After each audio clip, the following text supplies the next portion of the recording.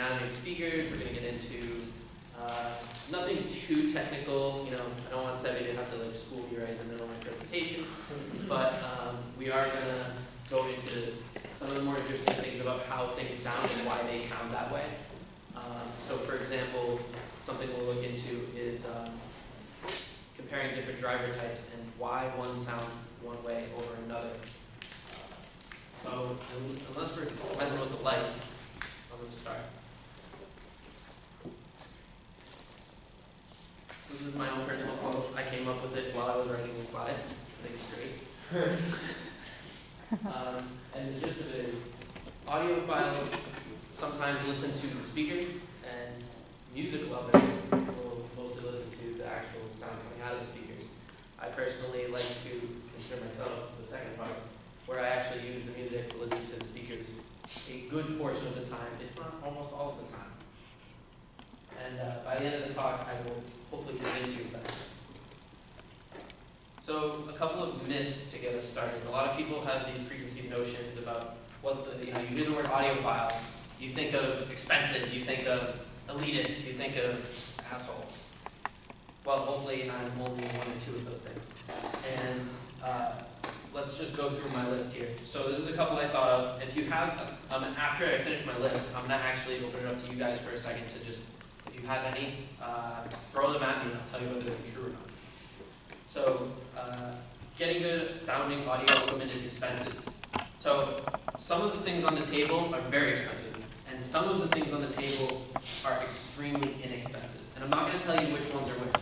You might be able to guess just based on how I packed them or how big they are, that stuff. But for the most part, you can get great audio and great audio quality at a great price. And you don't even necessarily have to go bargain with it.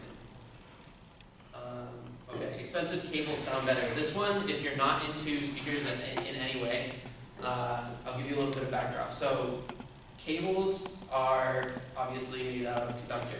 There are better conductors, there are worse conductors. Most cables are made out of copper or aluminum that's been clad in copper. And in general, you want the copper. Get rid of the aluminum. It will degrade your ability to carry the full transparent sound, and I'll explain what that means in a little while, from the source to the actual speaker system, whatever that may be. Other than that, you don't have to go spending hundreds of dollars on monster cables. It doesn't matter what your dad told you or what the Radio Shack salesman told you. You pretty much just want oxygen-free copper cables and you're good. You can get 50 feet or 100 feet of that for $10 to $20. It's nothing. And we're talking big gauge here. You don't even have to spend a ton of money. Some people go out and buy AudioQuest cables claiming that they have this crazy magic effect where they carry the signal better because of electromagnetic fields, and maybe there's some truth to that, but you certainly don't have to care about it for 99.9% of setups. All headphones and speakers sound the same. I know a lot of you, looking at you two, who will just be like, it's fine. Except Jordan recently made a good purchase. I approved it. But Sevi, you and your $5 headphones. I'm going to show you today, hopefully, that not all headphones sound the same. I brought a very good selection of what I listen to on the regular and some things I borrowed. So you guys might have heard these before.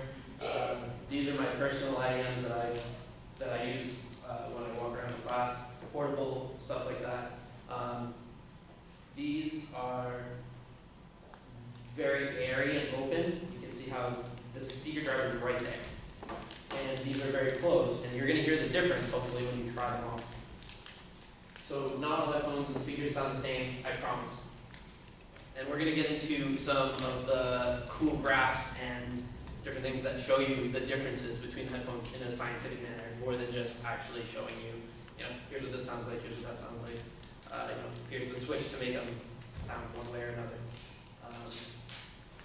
So another myth is that flatter is always better. So a lot of people who get super elitist about this stuff are like, well, you have to have the flattest response.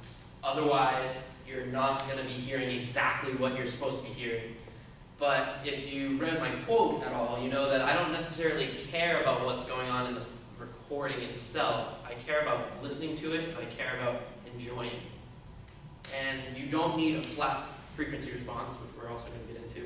in order to actually enjoy music. For example, these headphones right here are all about vocals. They put the vocals in front of everything else, and they do that by isolating a specific part of the different frequencies that the headphones will put out and giving it more amplitude as far as output measured goes for the vocal range. And it takes things like the bass line, it takes things like the high treble, the hi-hats you might hear, and it moves them into the background of what you're listening to. And opposite, these are super mid-heavy, these are mid-heaven, that's what people like to say about them. The highs are a little recessed, the bass is good, but still a little recessed, and the mids are super textured in front. So that means things like a lot of drums that you'll hear, your drum kits, will sound exactly like they're being hit, and you can hear every texture, you can hear, like, you can essentially hear the angle the drummer hit the drum at, and stuff like that. So the last two go together. I consider sound and listening to sound to have two distinct and easily identifiable categories: signature and detail. Headphones will often have a great signature that I really like, and signature has to do with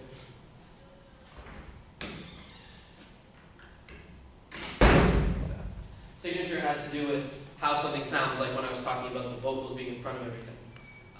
And you know, if something sounds like you put it on and it's just all bass, that's signature. But if you put it on and it sounds kind of distorted, or maybe you simply can't hear the reverb in the background going on, that's a lack of detail. So those two things, you can have one that's completely independent of the other, and they work completely separately. I've put on headphones where I'm like, oh my god, the detail on these is amazing, but it sounds like I'm listening to this in a tunnel. So it's not all about either one, it's all about compromise and finding out what you want. So things that are true: a discrete DAC, which is a digital to analog converter, we're going to talk about those, or amplifier, is going to sound better than your computer or phone could ever possibly make, I promise you. I brought one along with me, that's the one I use on my desktop setup, and it's going to be powering all three of our amplifiers. And hopefully you'll believe me by the end that there's a lot more detail that can be captured by a discrete DAC than what can be captured by your phone, simply because of quality of the part, and then also interference of other things going on inside of the same casing, or inside of the same circuit board a lot of the time. If you've ever plugged in your headphones directly into your computer and heard a hum, it's probably your video card or something of the like, messing with everything else inside the computer, especially the sound, which is very sensitive. Let's see. The most important part of your setup is always the speakers, or I say the drivers here. If you're going to spend $1,000 on an audio setup, you're going to spend like $500 or more on speakers, and take whatever you have left and put it into your DAC and your amplification. For example here, my go-to setup, I don't want to tell you prices until after listening, but like, the speakers are generally worth more. So the speakers, I'll talk about speakers that I don't have here. Speakers at home, it's like $350 to $400 on the drivers. That kind of gives you an idea of the quality. And like I said before, price isn't everything, but in general, you bang for your buck. $400 on speakers is going to put you around like maybe $200 for amplification, and then for the source you want to spend maybe $200. You don't want to spend $1,000 on an amazing DAC, $1,000 on an amp, and then $20, $100, $200 on speakers. You're going to be wasting your money. The biggest change is in the speakers, it's in the drivers, and you're going to notice when you switch between the different sources there that they're almost identical. Let's see. There's a significant subjective element to audio. So all of these things I've been talking about, you, Adam, will like something different than James, and James will like something different than Ron. And that's all okay, perfectly fine. Maybe you're a huge bass head, and all you want to hear is like, you want to put that bass in the front. And then James is like, well, I like bass, but I really want to hear those hi-hats ting. And you're maybe an all-around person, and the more important thing to you is the sound signature, just being the vocals in the front. The detail isn't that important. That's okay. There are headphones for all of you. Let's see.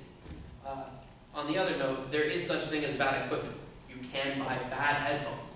If you buy $5 headphones, they're going to be crap. I'm sorry. But there are some $26 headphones that are actually really great. So there is such thing as bad equipment, but there's no such thing as, you know, something that's bad just because you don't like it. So here's some things that are objective about sound and about audio. Sound signature, we've been talking about that a lot. Detail, clarity, which is just sort of another word for detail, to be honest. Separation, which is the ability to actually hear one thing at the same time as hearing another thing. And then soundstage, distortion, and noise. We're going to define a couple of these later on. Subjective parts are you. That's your ears, your brain, mostly your brain, sometimes your ears. So here's some other terminology. Things I'm saying not making sense, raise your hand, tell me what I just said that doesn't make any sense, I will try to define it. So as we're going, just feel free to tell me to stop and define the term real quick, because there's a lot of jargon here, just like when you're getting into programming or you're getting into bioengineering, you're going to have a lot of different terms that are coming at you. So some things I haven't defined yet, soundstage, that is basically and it's weird to think about, but the shape of the sound. So a soundstage in this room is very echoey, boomy. It might sound like I'm over here and over there, you know, different things like that. Like, where is my voice even coming from? Because of this, what is literally a stage of sound, where the sound is bouncing around in this environment, you're going to hear it in real life in a different way than you would in the hallway, or if we were in a well-furnished room with lots of couches. And the same thing happens with speakers. Not only due to the housing, but also with materials, drivers, and stuff like that. Let's see.